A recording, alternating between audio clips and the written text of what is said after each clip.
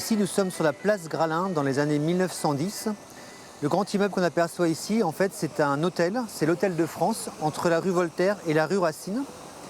Le théâtre Gralin existe déjà, bien sûr, mais aussi le café Le Molière. Et ici, on ne la voit pas, mais la cigale, elle est là aussi depuis le 1er avril 1895.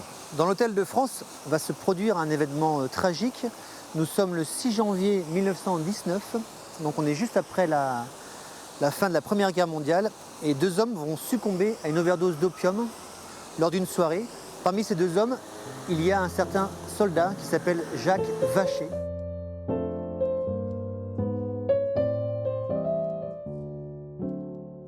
Jacques Vacher va devenir une icône posthume. Pourquoi ? Parce qu'il a un ami qui s'appelle André Breton, qu'il a croisé à Nantes parce qu'André Breton était infirmier et que lui était blessé. Les deux hommes se connaissent bien.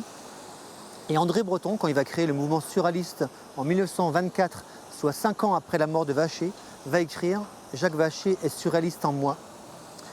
Ce qui va être, comment dire, aux origines du surréalisme. Jacques Vacher aujourd'hui est étudié un peu partout pour tous les amoureux du surréalisme. Il ne faut pas oublier que Vacher fait partie de la génération sacrifiée de tous ces jeunes qui ont entre 20 et 25 ans. Vacher a 23 ans quand il meurt.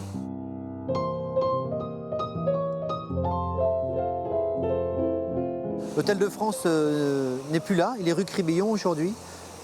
Le bâtiment est resté. Vacher et ses copains traînaient aussi au Grand Café, c'est un autre café qui est sur la place, là juste avant, qui s'est appelé aussi le Saramea. On aperçoit aussi le Café de France. Lui était réputé parce que c'était un café qui a accueilli longtemps des orchestres, dont les premiers orchestres de jazz, comme le Café de l'Univers qui est juste à côté. On aperçoit tout petit, là il faut vraiment aller le chercher, un ouvrier qui change l'ampoule d'un lampadaire. Et puis on aperçoit les lampadaires d'antan, on peut se demander ce qu'ils sont devenus, ils étaient très beaux.